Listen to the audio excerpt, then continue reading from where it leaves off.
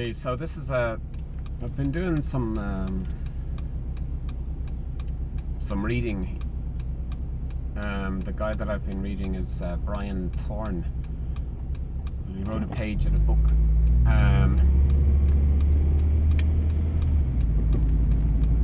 Developing Person-Centered Counseling is the name of the book. But one little sub-chapter that he talks about is spiritual disciplines. And I thought it was amazing, actually. He talked about five different areas, and then he added one extra on. 5 different areas of his life that he 5 different areas in his life where he sort of routines that he went through on a daily basis. So number one is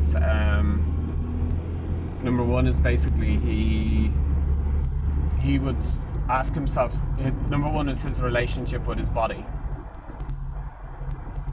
So he would ask himself, is there any part of my body that I'm rejecting?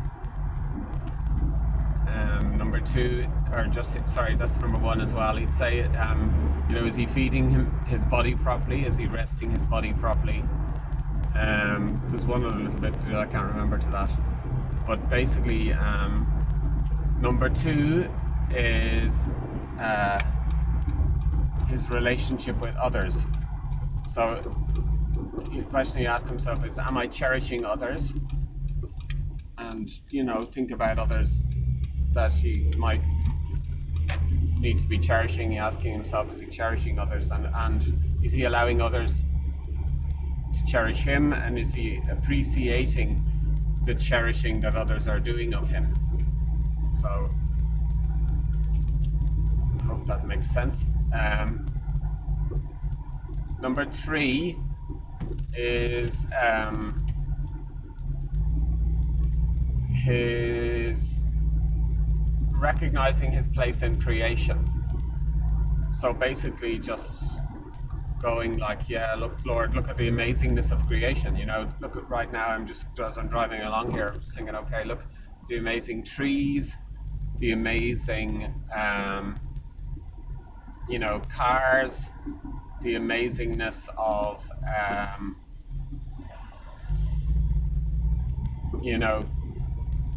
engineering in the roads, the amazingness of dogs, people, the amazingness of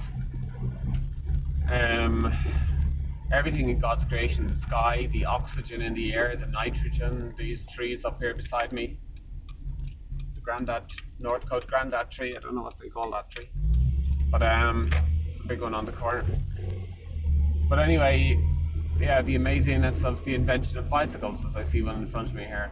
So there is an amazingness in creation that we sometimes can often miss.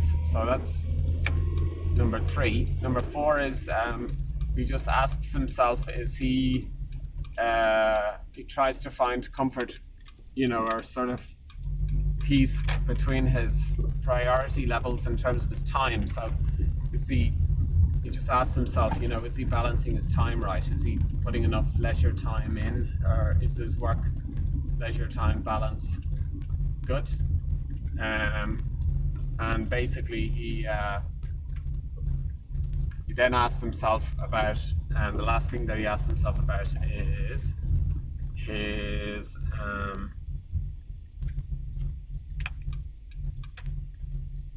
he puts time aside to get into the presence of God and to just basically surrender everything to God,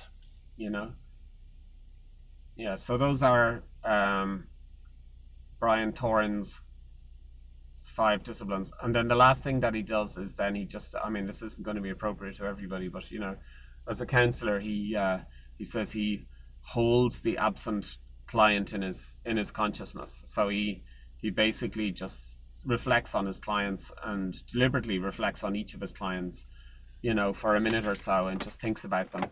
Um, in terms of, you know, how are they, what are they doing, you know, maybe, I don't know what, he just reflects on them. That's all he says, you know. So 6 things that he does, but 5 of them are applicable to people generally. I mean, if you're a business person, I suppose you could have clients in your life. Maybe no matter what you're doing, if you're a teacher, you're gonna have students, aren't you? So you could reflect on them as well as part 6. Well, I found it particularly useful. The area that I found it particularly useful is in the you know, am I rejecting any part of my body? Because I certainly found that I was hugely rejecting my body. My gosh, I really didn't like my neck, my back, my head, my face, my hands, everything about myself I was rejecting. So I've been really noticing that in the last couple of days, you know, as I've been walking around, I've been really acknowledging and affirming the wonderful body that God has given me. You know, the beautiful, my feet, you know, the balance that I have, the vision that I have. You know, yeah, I think I've been focusing very heavily on the vision that I don't have, but now I'm starting to really focus on the vision that I do have. You know, and the skin that I do have, and the teeth that I have. You know, like, stop thinking about the teeth that I don't have.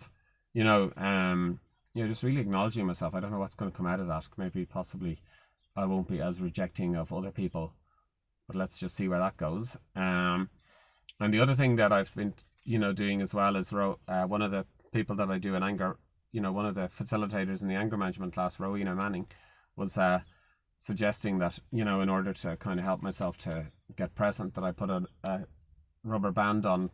She talked about somebody who had got through counselling with a rubber band on their wrist to help them to kind of get present.